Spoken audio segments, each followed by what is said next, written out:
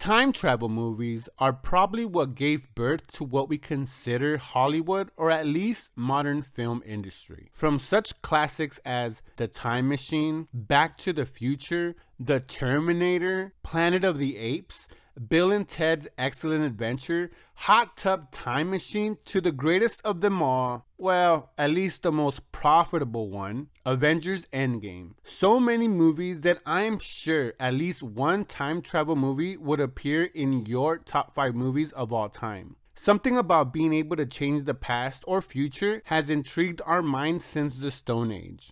So when I saw a brand new time travel movie on Amazon co-starring Orlando Bloom, I was intrigued and prepared to be amazed. I thought, what mind-tripping approach would this movie take? Would it expand on what others have done or pave a new path? And that's where my intrigue ended. The premise or the idea for this film was good, but abandoned in the writer's room. The plot to this movie, if you can call this convoluted tale a plot, is in the future, people will have the ability to go back to the past and watch history being made, but only millionaires are able to afford it.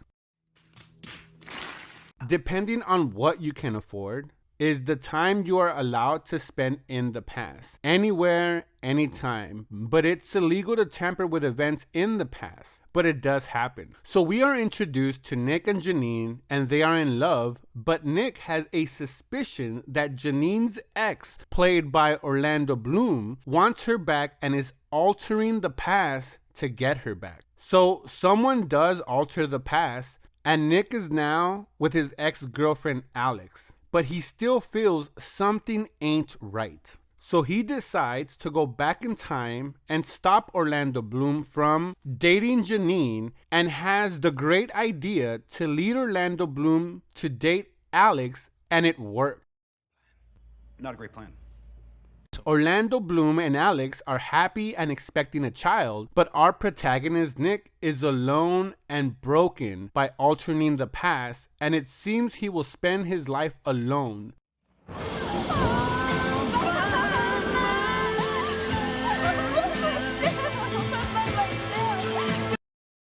And when he's just about to give up, he sees Janine, they smile at each other, and roll credits.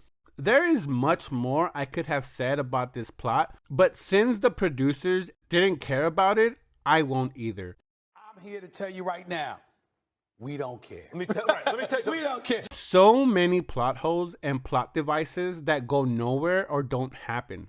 I get that the message, or one of the message, is that love was and is timeless, and you always find the ones you love, but the movie sets up rules but then deliberately ignores them to make the movie happen. To imply that love exists even before you meet your love is ridiculous and forced. You're so stupid. Millionaires are going back and getting away with it, by the way, because we see no repercussions to these lawbreakers at all. Why not show us someone becoming a billionaire or stomping out the competition as the movie suggests, but doesn't dive more into it? Even though Nick suspects Orlando Bloom of doing this, also, why her? Orlando Bloom plays a wealthy billionaire that can afford anything he wants, able to fall in love with anyone he chooses. Maybe she has that guac 3000, I don't know. Even spending time showing us some people going back to see Egypt being built, or seeing the dinosaurs.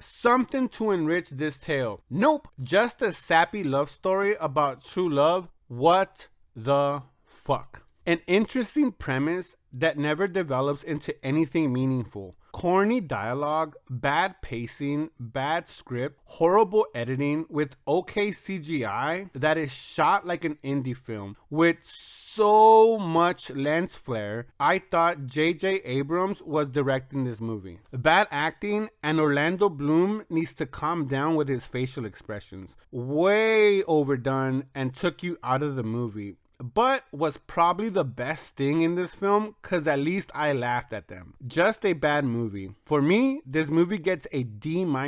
But those are just my thoughts. I would love to hear your thoughts down in the comments, and like always, that's a wrap.